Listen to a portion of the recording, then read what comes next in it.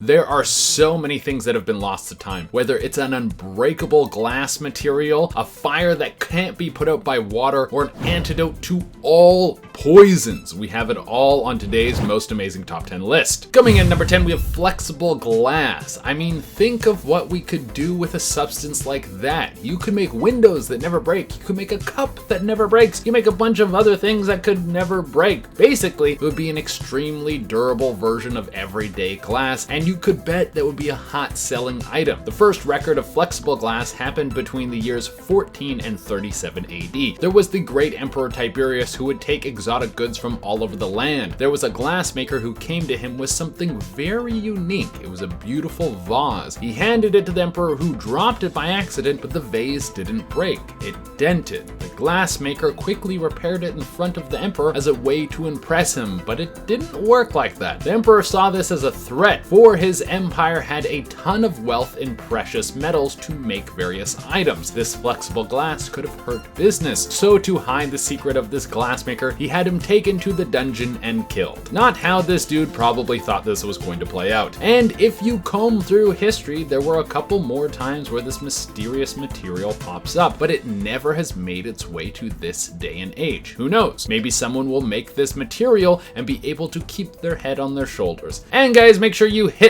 that like button and subscribe. It really helps us out. Coming in number 9, we have the Hufunj Di Dongyi. How do you know when an earthquake has happened? Well, you need a bunch of high-tech gear to tell you when it hit and how powerful it was. Well, that is actually dead wrong. There was a device in ancient China that was made by Zheng Hong. He was an incredible genius for his time and created a seismograph that was incredibly accurate. This thing was basically a big pot that would move with the shifting earth. There was a pendulum inside it that could point you in the direction of where an earthquake had just hit, and this device had an incredible range and could reach up to 100 miles away. The benefit of this was an emperor could find out what villages needed help because they were just hit by a natural disaster well before they sent an envoy to come receive help. How could you make something like that with just some pot and levers? I mean, if I was alive back then, I probably would have thought earthquakes happened because you didn't give enough grain to the river god. Coming in at number 8, we have a heat ray. I mean, we have all wanted ray guns since we were kids. When will we finally get some cool futuristic weapons that can blow our minds? Well, you might want to look into the past to find something like that. The ancient Greeks had a way to blast heat at enemy ships and set them ablaze. They would have massive bronze plates that would redirect the sun's rays back at enemy ships that were approaching through the water. This would focus it like a magnifying glass and burn these ships like a weird kid who's killing ants. So the ancient Greeks had a heat ray before we had a heat ray now? That is really starting to bother me right now. Coming in number 7, we have the pyramids. I mean, this one was a given. You can't make a list of amazing ancient relics without throwing the pyramids on that list, because we still don't know what happened. How did they build these big ass triangles? They are over 4,000 years old. They are 147 meters high. They have a ton of rooms and secret chambers and booby traps and detailed markings all over the walls. The Egyptians didn't have access to modern metals or even wheels. There's an estimated 2 million stones in a single pyramid. The stones weigh somewhere between 1.5 and 3 tons. How on earth did they do it? Some people say aliens, which I don't believe. I mean, it could have been some space dudes, but I would hope that they would give us something a little bit better than rock towers. I mean, give us a ray gun or something, that's what I want. But some people think that the Egyptians could have had access to some sort of tech that was far advanced for their time, but they either destroyed it because they didn't want anyone else to use it, or the tech was simply lost to time. Coming in at number 6, we have the Unartok disc. Have you ever tried to use a GPS other than Google Maps or Waze? They will take you all over the place and have you parked in some field that's 6 miles away from your destination. Maybe not that bad, but the Vikings had a device that put some of these apps to shame. The Unartok disc was a sundial type compass that could be used to navigate through the seas with an accuracy that was as good as a modern day compass. This explains how the Vikings were able to travel such great distances and always make it back to their homeland. But when you're making these long trips, eventually the sun will go down, and then everyone is going to be praying that you don't get thrown off course while the sun isn't up. But the Vikings found a way to get this bad boy to work even when there was no light. How do you get a sundial to work in the dark? Well, you have magic crystals. That's how the ancient texts describe them. Did these Vikings have help from the gods? Well, probably not. What these crystals could most likely do was project light onto this compass when there was only a very small light source. So with the moon and the stars, you would be able to navigate endured seas. Coming in at number 5, we have the boomerang. Alright guys, now it's time to head down under for one of the oldest, most advanced hunting tools that we have ever seen. Sure, we have things that can kill things more effectively now than a boomerang does, but we have to appreciate how precise and deadly these things were, and how you can find some ancient relics of boomerangs that seem to be better built than the ones we have today. And in case you didn't know, boomerangs are basically a wing. Someone invented something that could fly around 2,300 years ago. Well, that is the oldest boomerang ever found, so the first one could have been even older than that. Before people had shoes, someone made something that could not only fly and kill something, but it would also return to them. I don't know who that guy was, but whoever he was an absolute legend. That guy for sure chucked that thing for the first time, and the whole tribe was like, dude, you are going to be king forever because that is the coolest thing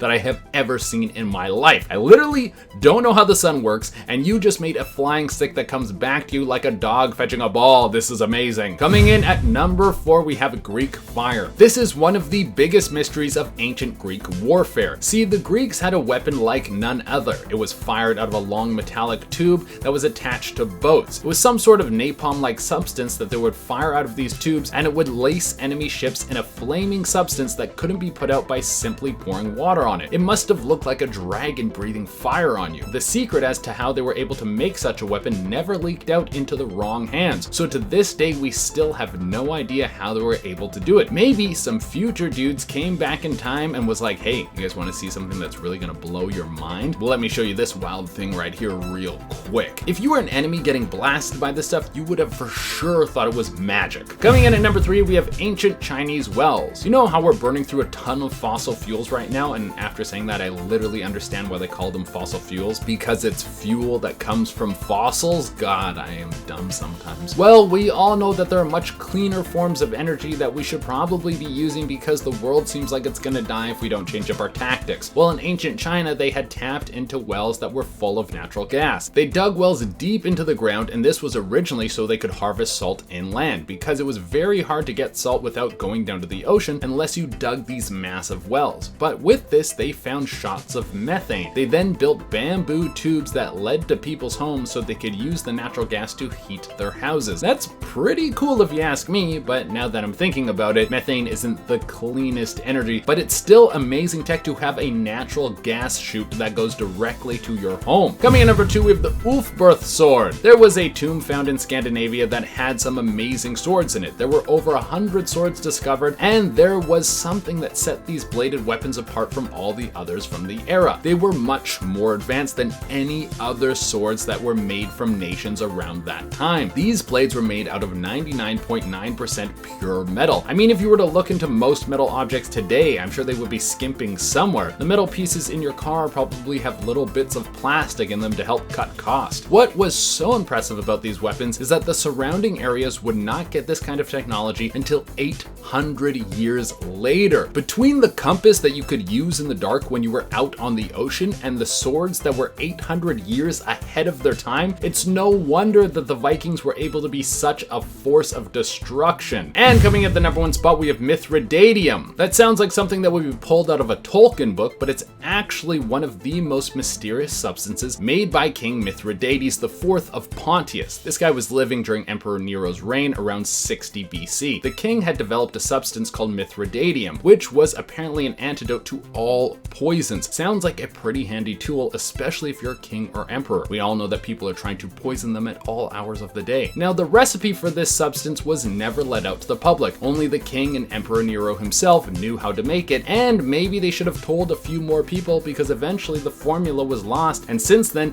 no one has been able to recreate this elixir. But maybe it was all a lie. Nero could have spread rumors that he had such a tool so people wouldn't be so bold to poison him. I mean, that would be a pretty smart move. Alright guys, I have been your host, Jade Arena. That's all we have for you on today's list. Until next time, keep enjoying this content. Bye.